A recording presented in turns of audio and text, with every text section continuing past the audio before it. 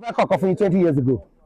Orí àpèrè àtètè níran àtètè gbé níkùn fòòṣà orí ẹ ló gbè yẹ ò ti rọ́wọ́ mú orí ẹ ló gbè yẹ ò ṣoríire. Ibrahim Abiodun Chata ló kó ipa gẹ́gẹ́ bí alágànnà nìrè ẹni tí wèrè máa sọ̀wọ́ tí ó dẹ̀ máa ní moment of sanity tára ẹ̀ máa ń yá ní àwọn àsìkò kọ̀ọ̀kan ipa tí mo kó nìyẹn. Ibi téèyàn ti ń bọ̀ wá tí ó mọ̀ àwọn kọ̀ọ̀kan wà tó yẹ pé ó kọjá lérìfẹ́ bá àti wòra wa yìí àwọn kọ̀ọ̀kan wà tó yẹ pé ìṣẹ̀lẹ̀ ní nígbésí ayé wa àbí ó ṣẹlẹ̀ sáwọn èèyàn kan.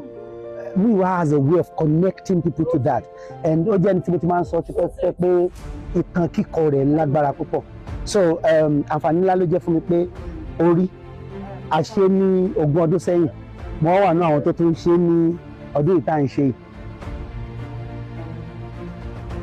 Nípa ṣé nǹkan kan yàtọ̀ ni pé orí níjọ́un ó kọ́ni lọ́gbọ́n then eléyìí tún wá pọ̀ kọjá bí ó ti wà ń gbà wọn gbogbo wa náà ti dàgbà sí i Muyiwa fúnra ẹ̀ tá à ń pè ní òǹkọ̀tàn spiritual writer Muyiwa tá à ń pè bẹ́ẹ̀ gan òun náà tún ti dàgbà sínú ọgbọ́n àti òye so orí eléyìí ó ti dọ́hùn dùn o but this one is deeper and it's nicer.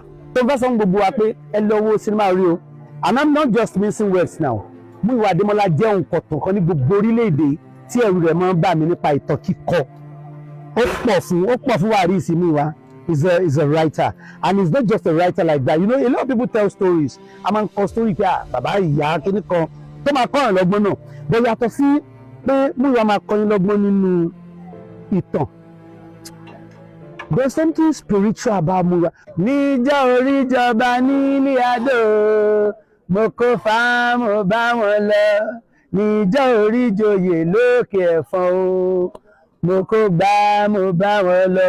Orí ẹni là péré o orí ẹni mọ̀mọ́ la pè sí níjọ́ orí ń gbé ni èmi lòrìṣà ń wò ògùn lọ́lọ́jọ́ kan pọ̀jù orí ẹni lọ́lọ́jọ́ gbogbo ó yẹ kéèyàn orúbọ orí kó mọ̀ bá fi ka àbámọ̀ bọnu orí ló mú Ifá jọba nílé Adó orí ló mọ̀gùn tó fi jọba tiẹ̀ nílé Ìrè orí ló mọ̀yà tí dagbádá aná tó fi jọba nílé Ìrá ẹlẹ́rìí wò kẹ́ẹ̀kẹ́kọ̀ọ́ kẹ́ẹ̀ wo sinimá tẹ́ gbádùn kẹ́tún wá connect spiritually because gbogbo ala need the spirituality wa o àwọn kankan wà tó máa ń ṣẹlẹ̀ beyond nǹkan tó ju wá ń rí ilé ayé jìnnà ayé kẹnu o orí àpèrè orí mi ṣògbìlẹ́yìn mi o orí mi mọ́ gbàbọ̀dé o. Mo fẹ́ kọ̀ọ̀kan fún yín 20 years ago. Orí àpèrè àtètè níran àtètè gbé níkùn fòòṣà orí ẹ ló gbè yẹ ò ti rọ́wọ́ mú orí ẹ ló gbè yẹ ò ṣoríire ara ẹ wá wòran onílé ẹ wá wòran alàgbà ẹ wá wòran alàgbà ẹ má sùn lọ Olúmúyìwá ń ṣàjọyọ̀ gbogbo yíyẹn gbé lárugẹ gbéga ẹ bá mi gbé Muyiwa lárugẹ ohun ànílà gbé lárugẹ náání Olúmúyìwá Adémọ́lá orí ó dòb gan o. Orí àpèrè àtètè níran àtètè gbé níkùn fòòṣà orí ẹ ló gbè ẹ ò ti rọ́wọ́ mú orí ẹ ló gbè ẹ ò ṣoríire ara ẹ wá wòran alàgbà ẹ wá wòran Olúmúyìwá ń ṣàjọyọ̀ gbogbo yín ẹ gbé lárugẹ gbéga ẹ bá mi gbé Muyiwa lárugẹ ohun ànílà gbé lárugẹ náání orí Rebirth òun là ń jẹ lọ́wọ́ sí orí Rebirth òun là ń jẹ òun ló wà ń bẹ ò tí yẹ kò tí yẹ ò tí mọ̀ ok ẹ ti tẹ́ máa bọ̀ ní ICM Ìkẹjà City Mall ẹ máa bọ̀ ẹ wá wo orí ẹ̀yin tẹ́ ẹ ti wò tẹ́lẹ̀ ẹ̀yin tẹ́ ẹ ti wò ẹ sọ fáwọn ọ̀rẹ́ yín ẹ ti tẹ́ máa bọ̀ ní Ìkẹjà City Mall God bless you orí rẹ ò ní gbàbọ̀dé o. Níjọ́ orí jọba nílé Adó mo kó fáàmù bá wọn lọ níjọ́ orí joyè lókè ẹ̀fọn o mo kó gbá mo bá orí ẹni là péré o.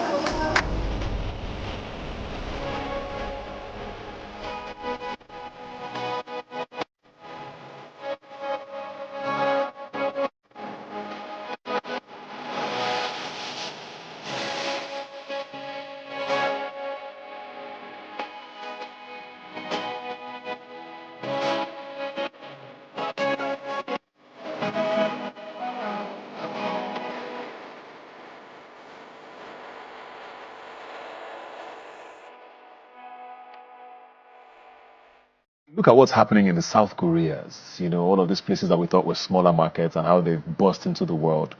What should we be doing differently, if anything, to get that sort of recognition? I mean, we've tried a few times to submit at the Oscars. I mean, nobody's saying we need their validation. But for the world to respect us on the level that we know we should be. Because the stories are there, like you said. Yes. So is it a technical problem? What needs to come to fix, this jigsaw puzzle? You see, it's a very big industry. And I'm telling you, government needs to do better. Like ORI is a product of, sheer perseverance, personal, pleasure, and it's a personal project. The producer, and these are things that don't happen in any other place. Yeah. But over there, you have your concept, put it together, put it out there, you get funding. But here it's so stressful. It's always like, I have to come to a book has to take me to somebody, somebody has to go to another person, and most times work of arts, you don't get it doctored, you don't need that pressure to really put it out there. I think for us to be on that scale, like, those people that who've been there I've been around for over 35 years. You understand? And I mean, when I got there, I knew a whole lot of industry that were still babies. But now, they're up there. So we need something from the government. Government needs to enable a lot of parastatals and agencies to be interested in the industry. We need funding, we need grants, we need more cinemas, big cities should have few more cinemas. We need a whole lot of community cinemas and things that can encourage people, to put their money into making films when they are so sure, the profit is coming. Here it's a whole lot of stress. Like, you can look at my face now. I can't remember the last time I closed my eyes. I'm telling you. So, we need a whole lot of process that will make this thing easier. Investors should come in. Government should encourage, enable, the environment, do more for the industry, and let investors come in. Yeah. I'm an amazing fan. Ẹ̀yin bàbá mi, ìyá mi, ẹ̀yin ẹ̀gbọ́n mi, ẹ̀yin olólùfẹ́ mi nílé lóko. Join me to watch ORI Rebirth at Film House Cinema in Ikota. Let's watch this amazing movie by my daddy, Muyiwa Ademola Authentic. Now, when you hear the name Authentic, you know that the movie I'm about to present to you is authentic. Okay? So, if you are seeing this on my Instagram story and you are going to be live at Ikota as well, I'm going to be giving you free popcorn to watch ORI Rebirth with me. Free popcorn. And I might even add drink. Okay? So let's meet at Ikota. I'm on my way already. Okay? So let's meet there. I love you all. Ladies and gentlemen, Ikotu Boni. Ladies and gentlemen, Ikotu, how are you? Ikotu Film House. Let's come out. I will be live and direct at Ikotu Cinema. All for ORI Rebirth. Ori gbogbo ni buru. Ikotu, I'll be outside live and direct with you guys today. Let's catch some fun. Are you a Mesagbe fan and you're yet to see ORI? I beg you're not a fan, you're an AC. What do you mean? Are you a lover of good movies and you're yet to go to a cinema close to you to see this absolute masterpiece by Muyiwa Ademola Authentic? Then you're missing, guys. I mean, come and join me today at Ikeja City Mall, Silverbird Cinemas. I'm going to be on ground from 5 p.m. I'm going to be selling out those shows, guys. I trust you to come through. So come out, let's watch this beautiful film together. It's ORI season, guys, so come out. I'm going to be supporting with 20 free tickets. So come out, let's have fun together. Let's have conversations around the film together. Let's take pictures, eat popcorn, and do bogbe together. We're expecting you. 5 p.m. Ikeja City Mall, Silverbird Cinema. See ya, catch ya soon. Okay, thank you. We want to say a very big thanks to every one of you that came out yesterday to see this wonderful movie, ORI, produced by Muyiwa Ademola. Thank you. God will bless you. Bí tẹ́tí mówó yẹn jáde, ọ̀pọ̀lọpọ̀ ló máa rọ́pò síbẹ̀. Àmín. Okay, join me today at Genesis Cinemas, Maryland. Let us enjoy this wonderful movie together. Ori. Join me by 3 p.m. I will be there. Let us enjoy this wonderful movie. Ori. There are so many legends that I grew up watching on my screen, and one of them is Uncle Muyiwa Ademola. And thank God that he's still here doing his magic along with Enik Pamofunwa. I have been watching Muyiwa Ademola since the days of Ori, Alakpadukpe, Jide Jamal, Fitila. And the funny thing is, I can still sing the soundtracks of these movies from the beginning to the end. As you go, yeah. Fitila, tonton, imole, fire, kilode, to the show, kilode, to koridi, kilode. Let's leave that one. But this is where I'm going. Imagine that you watched a movie, and after so many years, you can still remember every detail of that film. After so many years, the movie still keeps ringing in your head. Like, the movie sticks so much to you. Now imagine how beautiful and the kind of magic that film must have been. That's Okumiwa for you. That's me, Wademola, for you. Okumiwa doesn't do rubbish. Oh, guys. But I don't care rubbish.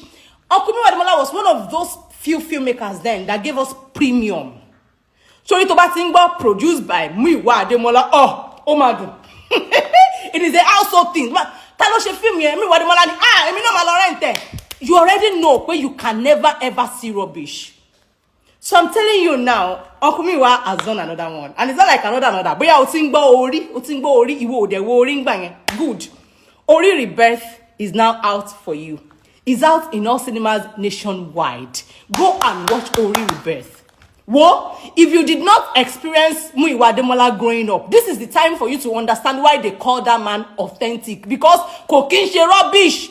I can bet it with you. Me oti Ori Rebirth, but I'm going to go and watch it today and come and give you feedback. I can bet it with you. But Ori Rebirth, me if you do not like